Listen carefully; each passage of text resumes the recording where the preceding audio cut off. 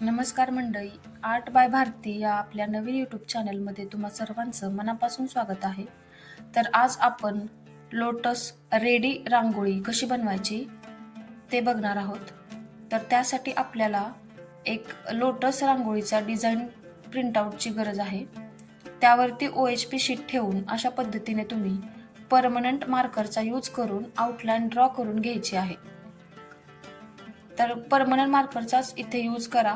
दुसरे board marker असतात ते निघून जातात, त्यामुळे परमनंट मार्करनेच आउटलाईन ड्रॉ करून घ्यायची आहे. इथे मी लक्झारचा रेड कलरचा मार्करचा यूज केलेला आहे. तर बघू शकता अशा पद्धतीने ते लोटस आपल्याला दिसेल आणि त्याची बॉर्डर मी इथे डार्क बनवत आहे. बघू शकता तुम्ही इथे. त्यानंतर आपल्याला फेविकॉल MR आणि पाणी मिक्स करून एका मोठ्या ब्रशच्या साहाय्याने ते अप्लाय करायचं आहे लोटसच्या पाकळ्यांना. तर फेविकॉल MR आणि पाणी यांचं 50-50% रेशो घ्यायचा आहे.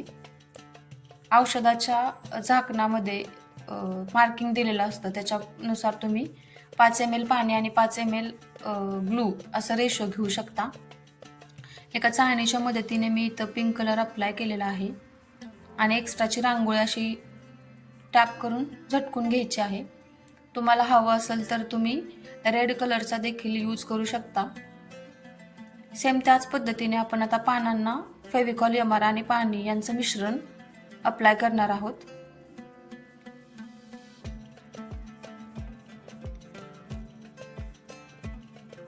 आणि इथे चाळणीचा वापर मी केलेला नाही, कारण तो ग्रीन कलर पिंक मध्ये मिक्स होऊ शकतो, त्यामुळे मी हातानेच इथे तो ग्रीन कलर अप्लाय करत आहे आणि एक्स्ट्राचा जो कलर आहे तो एका टॅप करून झटकून घ्यायचा आहे. तर हा आपला फर्स्ट लेअर इथे तयार होतोय. तो आता नंतर नेक्स्ट लेअर अप्लाय करण्यासाठी हा फर्स्ट लेअर आपल्याला अगोदर सुकू द्यायचा आहे. त्यासाठी तुम्ही 25 ते 30 मिनिटाचा वेट करू शकता किंवा पूर्ण एक दिवस पण तुम्ही दिला तरी चालेल. आता आपण सेकंड लेअर अप्लाय करत आहोत. सेम तीच प्रोसेस आहे. पाणी आणि ग्लू यांचं मिक्सचर अप्लाय करायचं आहे आपल्याला, पण तो अगोदरचा लेअर पूर्णपणे इथे ड्राय असला पाहिजे, नाहीतर तो ब्रशला चिटकून येऊ शकतो आणि आपली रांगोळी खराब होऊ शकते. त्यामुळे तुम्ही याची काळजी घ्या की फर्स्ट लेअर हा पूर्णपणे वाळलेला पाहिजे. सेम त्याच प्रोसेस मी इथं आणि पाण्याचं मिश्रण अप्लाय करा. आता इथे मी थोडीशी शेडिंग करत, पिंक कलर नंतर मी थोडा रेड कलर अप्लाय केलेला आहे, जेणेकरून ते लोटस जास्त छान.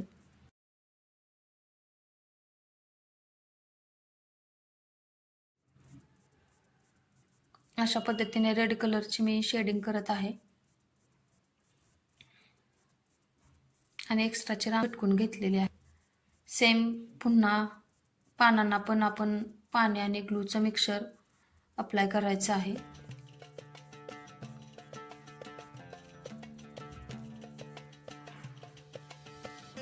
त्यानंतर ग्रीन कलर अप्लाय करून त्याच्यामध्ये थोडासा पोपटी कलर ॲड केलेला आहे, जेणेकरून ते जरा जास्त उठावदार दिसेल.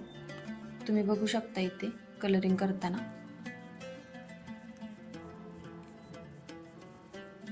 प्लेन पाहू शकता, तुम्हाला हवा असेल तसं तुम्ही बनवता. पूर्ण ग्रीन मध्ये तुम्ही बनवता ते पानं. हा आपला तयार आहे. हा पण तयार होऊ द्यायचा. त्यानंतर तुम्ही बॉर्डर करू शकता. इथे मी फेविक्रिल कलर त्याच्यामधला ब्लर घेतलेला आहे. यासाठी तुम्ही क्रिलचे 3D आउटलाईन यूज करू शकता. ब्लॅक ऐवजी इथे रेड किंवा पिंक कलरचा आउटलाईन दिली तरी चालेल, पण ब्लॅक आवडतो म्हणून मी ब्लॅक बॉर्डर करत आहे. बघू शकता तुम्ही, छान दिसत आहे. अशा पद्धतीने सगळीकडे आउटलाईन ड्रॉ करायचे आहे व्यवस्थितपणे. इथे बारीक 0.5 mm चा ब्रश करा तुम्ही.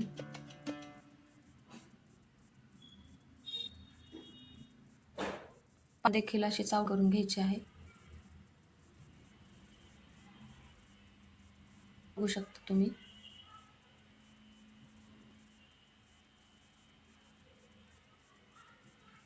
अशा पद्धतीने आपलं कमळ आता रेडी आहे. हा आहे आपला फायनल लुक.